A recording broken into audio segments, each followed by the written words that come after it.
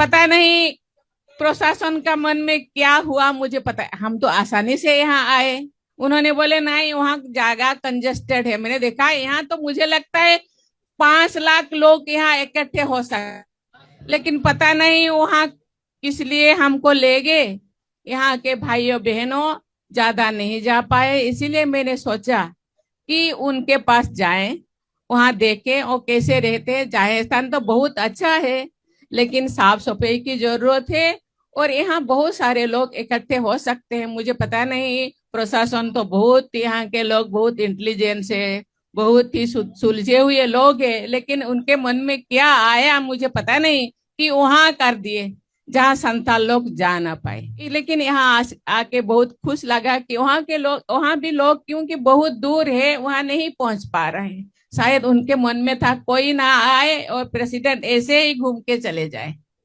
आज उनका मन में ऐसा है तो फिर वो भी धन्यवाद है, क्योंकि जनरली देखा जाए तो प्रेसिडेंट आते हैं तो चीफ मिनिस्टर भी आना चाहिए, मंत्री भी आना चाहिए, लेकिन चीफ मिनिस्टर मैडम भी आए नहीं, और गवर्नर का तो तबादला हो गया है तो वो नहीं आ पाए। लेकिन क्योंकि डेट पहले से फिक्स था इसीलिए मैं आ गई। लेकिन कोई भी बात नहीं, मैं आप लोगों को बहुत बहुत धन्यवाद देना चाहती हूँ। 2 मिनट में आप इतने लोग, हजारों लोग यहाँ उपस्थित हुए, आपको बहुत बहुत धन्यवाद देना चाहती हूँ। কোনোদিন ইনি আসছেন, কোনোদিন এ, কোনোদিন বি, কোনোদিন সি, কোনোদিন ডি, কোনোদিন ই। আমাদের কি কাজকর্ম নেই নাকি? সারাক্ষণ আপনাদের পেছনে পেছনে লেজুর হয়ে ঘুরে বেড়াতে হবে নাকি লাটাই নিয়ে ঘুরতে হবে? আমি মানুষের পাশে দাঁড়িয়ে এসআইআর নিয়ে ধর্নায় আছি, আপনার মিটিংয়ে যাব কি করে? কোনটা আমার priority? You are the priority of BJP and public is the priority of mind.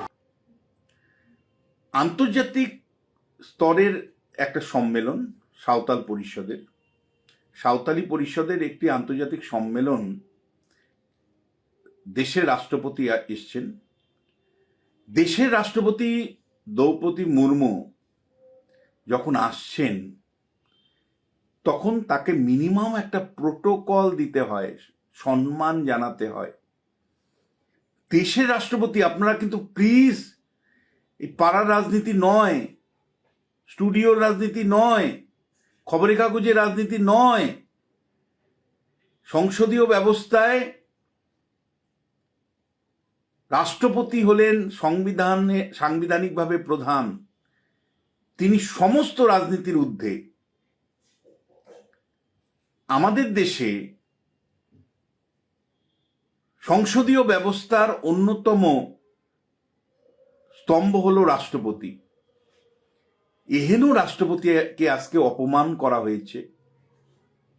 এহেন রাষ্ট্রপতির যে প্রোটোকল তার মিনিমাম পাওয়ার কথা, রাজ্য সরকার, তৃণমূল সরকার সেটা দেয়নি। এবং সাঁওতাল পরিষদের যে সভা, যেখানে রাষ্ট্রপতি আমন্ত্রিত, সেই সভার অনুমতি রাজ্য সরকার বারবার দিতে গোরমুষি করেছে, এটাই অভিযোগ। তারা সরাসরি ক্যামেরার সামনে বলেছেন একাধিকবার তাদের অনুমতি বাতিল হয়েছে, যেটা রাষ্ট্রপতি শেষ পর্যন্ত ক্ষোভ প্রকাশ করেছেন। দেখুন, এর আগে অনেক ধরনের অবিচার হয়েছে। রাষ্ট্রপতির বিরুদ্ধে যে অবিচারটা পশ্চিমবাংলায় হলো, এটা কিছুতেই মেনে নেওয়া যায় না। আপনি গুলি মারুন বিজেপি, আপনি গুলি মারুন তৃণমূল কংগ্রেস, আপনি গুলি মারুন শুভেন্দু অধিকারী, আপনি গুলি মারুন অখিলগিরিকে, একেবারেই তারা বিতর্কে আসতে পারে না। এটা বিতর্কের অনেক উপরে, যেখানে ভারতবর্ষের সংবিধান দাঁড়িয়ে থাকবে, ভারতবর্ষের সংসদীয় ব্যবস্থা দাঁড়িয়ে আছে, সেখানে অখিলগিরি কি বলেছিল, তার কাউন্টার হিসাবে শুভেন্দু অধিকারী কি বলেছিলেন, বা তৃণমূল কি বলেছে, বিজেপি কি বলেছে, মমতা বন্দ্যোপাধ্যায় কি বলেছে, তার অনেক বাইরে সংসদীয় গণতন্ত্রটাকে কিন্তু আমাদের পশ্চিমবাংলায় ভাঙা হচ্ছে, সচেতনভাবে ভাঙা হচ্ছে। এই পশ্চিমবাংলায় কিন্তু আমার পরবর্তী প্রজন্ম পাবে না। এইভাবে যদি চলতে থাকে সংসদীয় ব্যবস্থাটা অকেজো হয়ে যাবে। একজন রাষ্ট্রপতি আসছেন, একজন রাষ্ট্রপতিকে সম্মান জানানোর জন্য প্রোটোকল অনুসারে অন্ততপক্ষে একজন ক্যাবিনেট মানে মুখ্যমন্ত্রী থাকার কথা। রাজ্যপাল যেহেতু পদত্যাগ করেছেন, নতুন রাজ্যপাল নিয়োজিত হননি, মুখ্যমন্ত্রীর থাকার কথা। তিনি ধর্ণামঞ্চ কোথায় কি কিচ্ছু যায় আসে না। আপনি সংসদীয় ব্যবস্থাটাকে ব্যবহার করবেন, সংসদীয় ব্যবস্থার মধ্যে থাকবেন, সংসদীয় ব্যবস্থাকে ব্যবহার করে মুখ্যমন্ত্রী চেয়ারে বসবেন, পাওয়ার এনজয় করবেন। আর সংসদীয় ব্যবস্থায় রাষ্ট্রপতি সাংবিধানিক প্রধান, তার প্রোটোকল মানবেন না, মুখ্যমন্ত্রী হিসেবে সেখানে হাজির থাকবেন না। আপনার রাজনীতি অনেক বড় হবে। যদি আপনার রাজনীতি বড় হয়, অন্তত আপনার ক্যাবিনেট মন্ত্রী একজন থাকতে পারতো ছায়াসঙ্গী হিসেবে, সম্মান জানানোর জন্য। কেন ছিল না? এর আগেও প্রধানমন্ত্রী কিন্তু কোনো একটা ঝড়, আমফান, সম্ভবত আমফান ঝড়ের সময় অথবা তার আমফানের পরবর্তী যে ঝড়টা এসেছিল, সেই নাকি একটা ঝড়ের প্রধানমন্ত্রী ক্ষয়ক্ষতি পরিমাপ করবার জন্য কলাইকুণ্ডায় নেমেছিলেন। প্রধানমন্ত্রী আসলে, বিশেষ করে যখন তিনি রাজ্য প্রশাসনের সাথে বৈঠক করেন, তখন চিফ সেক্রেটারি থাকাটা বাধ্যতামূলক। প্রোটোকল বলছে চিফ সেক্রেটারি, মুখ্য সচিবের থাকাটা বাধ্যতামূলক। কার নির্দেশে সেদিন চিফ সেক্রেটারি ছিলেন না? প্রধানমন্ত্রীর যে অ্যাসেসমেন্ট সভা ডেকেছিলেন, প্রশাসনিক সভা ডেকেছিলেন ঝড়ের ক্ষয়ক্ষতি বোঝার জন্য, সেখানে কেন চিফ সেক্রেটারি ছিলেন না? কার নির্দেশে ছিলেন না? পরবর্তী সময় সেটা নিয়ে অনেক জটিলতা হয়েছে, আমি আর বিস্তারিত সেটা যাচ্ছি না। তাহলে প্রধানমন্ত্রী আসলে তিনি প্রোটোকল পাবেন না, ঝড়ের ক্ষয়ক্ষতি পরিমাপ করবার জন্য প্রশাসনিক বৈঠকে চিফ সেক্রেটারি থাকবেন না, আপনি নিয়ে চলে যাবেন। রাষ্ট্রপতি আসলে রাজ্যের ক্যাবিনেট মন্ত্রী অন্তত একজন থাকবেন না। এটা কোন শিষ্টাচার? কোথায় যাচ্ছি আমরা? কোথায় যাচ্ছি আমরা? রাজনীতি সর্বস্ব জায়গায় এমন একটা নিয়ে যাচ্ছেন, এবং যেভাবে গুলিয়ে দেওয়া হচ্ছে শুধু বিজেপি, তৃণমূল বিজেপি, শুভেন্দু অধিকারী অমুক, এই প্রতিনিয়ত রাজনৈতিক তর্জার মধ্যে থাকছি। আর ভেতরে ভেতরে সংসদীয় ব্যবস্থাটাকে গোড়ার থেকে কেটে দিচ্ছি। খুব সিরিয়াস বিষয়। দ্রৌপদী মুর্মু তিনটে অভিযোগ এনেছেন, মানে আজকে ফার্স্ট্রেটেড হয়েছেন। যে কোনো রাষ্ট্রপতি ফার্স্ট্রেটেড হওয়ারই কথা। যে অব্যবস্থা, অসহযোগিতা আজকে রাষ্ট্রপতি পেলেন, অসম্মান পেলেন, তাতে ফার্স্ট্রেটেড হওয়ার কথা। প্রথম তিনি প্রশ্ন তুলেছেন প্রোটোকল নিয়ে। লজ্জার, ভীষণ লজ্জার। একজন রাষ্ট্রপতি দাঁড়িয়ে রাজ্য সরকারের প্রোটোকলের মানে দেয়নি, সম্মান জানায়নি, এটা যখন জানাচ্ছেন, মাথা হেট হয়ে যায় আমাদের। আপনাদের মাথা হেট হয় না, আমি জানি, কারণ আপনার ক্ষমতা, একমাত্র ক্ষমতা, যে কোনো মূল্যে ক্ষমতাটা চাইছেন, পিষে দিব ক্ষমতা দিয়ে। ফলে ক্ষমতা কেন্দ্রিক যে রাজনীতি আপনার, সেখানে সংসদীয় ব্যবস্থার যে নিয়ম নীতি শিষ্টাচার সামান্যতম সেটা মেনটেন করতে আপনি চাইছেন না। রাষ্ট্রপতি প্রথম অভিযোগ করেছে যে রাজ্য সরকার শিষ্টাচার পালন করেনি, একজন রাষ্ট্রপতির প্রতি যে শিষ্টাচার থাকার কথা। দ্বিতীয় অভিযোগ তিনি করেছেন যে সভা নিয়ে বছরকে বছর মমতা বন্দ্যোপাধ্যায়, আপনার সরকার, আপনি স্বৈরাচারী শাসন ব্যবস্থা চালাতে গিয়ে বিরোধীদের পরিসর দেন না। বিরোধীদের হাইকোর্টে মামলা করে সভা করতে হয়। অথচ আপনি যখন বিরোধী রাজনীতি করতেন, সিপিএম কি আপনার সভা আটকেছে? কয়টা সভা আটকেছে? কতবার আপনাকে হাইকোর্টে যেতে হয়েছে? সিপিআইএম দল যখন শাসন ক্ষমতায় আছে, কতবার মমতা বন্দ্যোপাধ্যায় আপনাকে হাইকোর্টে গিয়ে অনুমতি সাপেক্ষে আপনাকে মিটিং মিছিল করতে হয়েছে? আর আজকে বিরোধীরা যখন মিটিং মিছিল করে, তাদেরকে আপনি পারমিশন দেন না। তাদেরকে হাইকোর্ট থেকে মামলা করে টাকা খরচা করে অনিশ্চয়তার মধ্যে থেকে মিটিংয়ের পারমিশন হাসিল করতে হয়, হাইকোর্ট থেকে অনুমতি নিতে হয়। এতটাই স্বৈরাচারী আপনি, এতটাই স্বৈরাচারী আপনি। স্বৈরাচারীর মাত্রা আছে। আর আপনার স্বৈরাচারিতা যারা সুবিধাভোগী তারা দেখতে পান না।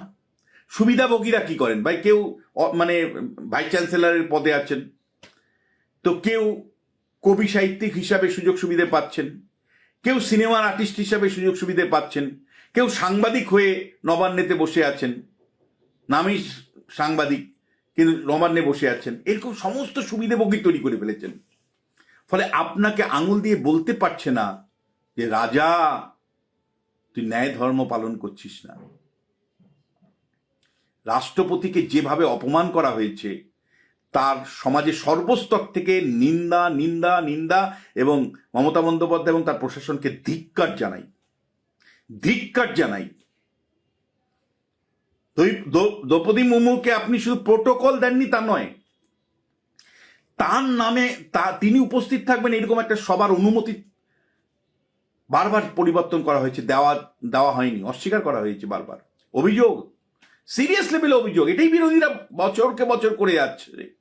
একটা স্বৈরাচারী শাসক যিনি রাষ্ট্রপতির সভাতেও অনুমোদন পায় না অর্গানাইজাররা। তৃতীয় অভিযোগটা আরো গুরুত্বপূর্ণ।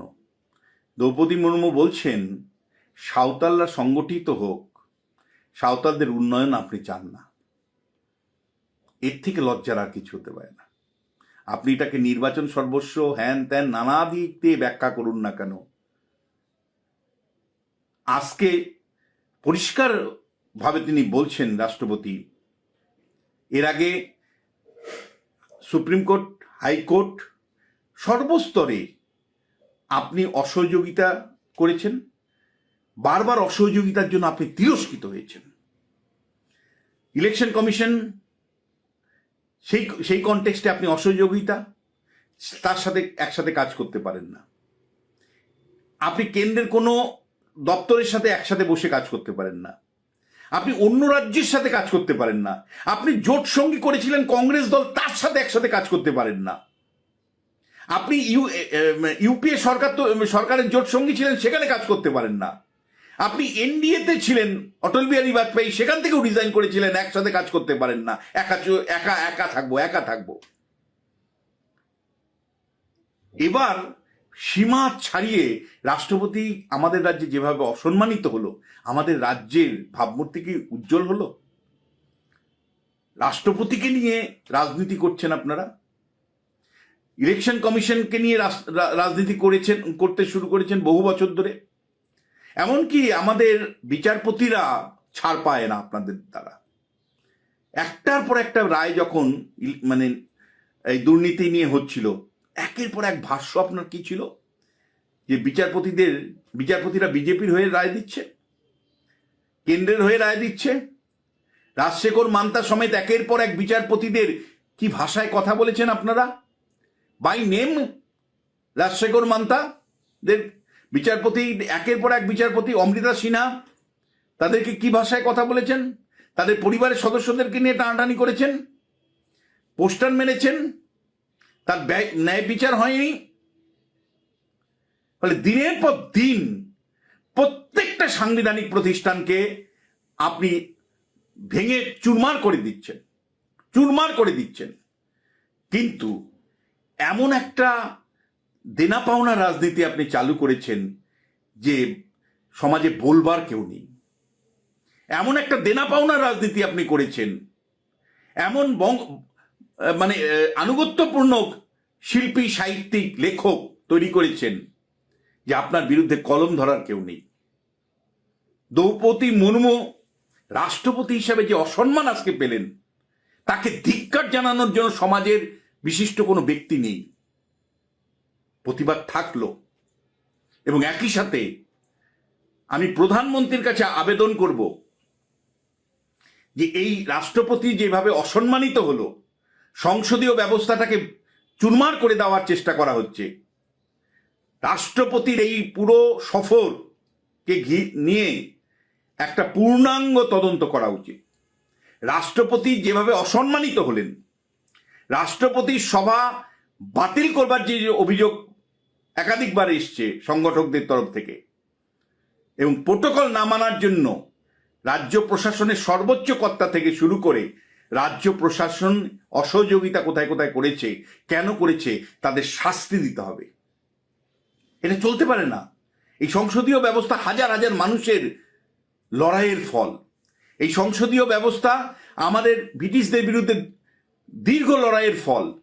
সেই সংসদীয় ব্যবস্থা কোনো একজন নেতা বা নেত্রী তার মতন করে হাতে তুলে নিবে।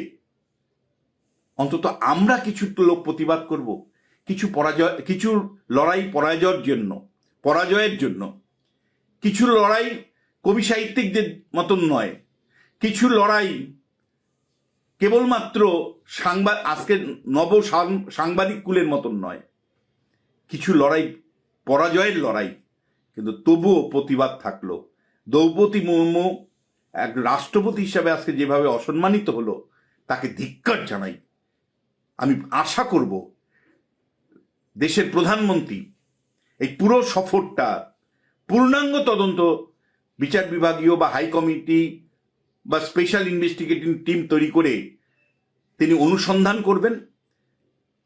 I expect that the Prime Minister should appoint high-level committee to investigate the whole episode and will punish those persons who are responsible for this incident. এবং আমি প্রত্যাশা করব যে কেবলমাত্র বাকযুদ্ধ ওই বিজেপি তৃণমূল বিজেপির মধ্যে না থেকে বৃহত্তম কনটেক্সটে এটাকে বিচার করবেন প্রধানমন্ত্রী, এবং মুর্মুকে যেভাবে দ্রৌপদী মুর্মুকে যেভাবে অসম্মানিত করা হলো, তার একটা ন্যায়সঙ্গত বিচার আমরা চাই। বিচার চাই। Enough is enough. প্রত্যেকটা প্রতিষ্ঠানকে নিজের মতন করে ধ্বংস করবার যে উদ্যোগ, সেটা বন্ধ করতেই হবে। কে জিতলো কে হারবো, আপনি 50 বছর শাসন করুন, কোনো আপত্তি নেই, কিন্তু একের পর এক সাংবিধানিক প্রতিষ্ঠানকে আপনি ধ্বংস করছেন। যখন সুপ্রিম কোর্ট রায় দেয় ডিএ মামলার, তখন আপনি সেই রায়কে কার্যকারী করেন না। যখন হাইকোর্ট রায় দেয়, তখন সেই রায়কে আপনি বাইপাস করেন। আপনি আইনের শাসন মানেন না, আপনি প্রোটোকল মানেন না, আপনি বিভিন্ন সাংবিধানিক সংস্থাগুলোকে সম্মান জানান না, আপনি সংবিধানের বিভিন্ন পদগুলোতে যারা থাকেন তাদেরকে সম্মান করেন না। একটা অসৌজন্যের রাজনীতি এবং তাবেদার তৈরি করে সেই ব্যবস্থাটাকে টিকিয়ে রাখতে চাইছেন আপনি। যারা দ্রৌপদী মুর্মুর অসম্মানিত হন না, প্রতিবাদ করেন না, আমি মনে করি সংসদীয় ব্যবস্থা টিকিয়ে রাখবার প্রশ্নে কিন্তু তারা ভুল পথে চলছেন। এটা বিজেপি তৃণমূলের তরজা নয়, সংসদীয় ব্যবস্থা রক্ষার তরজা। আশা করি যারা আমার ফেসবুকের বন্ধু আছেন ব্যাপারটা গভীরভাবে বুঝতে পারবেন। 100টা ডিজিটাল যোদ্ধা নামিয়ে দিয়ে 5টা খিস্তি মেরে দিলাম, তা দিয়ে কিন্তু থামানো যাবে না। অন্যায়কে অন্যায়ভাবে স্পষ্টভাবে বলতে চাই। আজকে দ্রৌপদী মুর্মুর সাথে যেটা করা হয়েছে, সংসদীয় ব্যবস্থা ধ্বংস করবার ষড়যন্ত্র মাত্র। যারা এই ষড়যন্ত্রের সাথে যুক্ত ছিলেন তাদের কড়া শাস্তি চাই। আশা করি প্রধানমন্ত্রী নীরব থাকবেন না।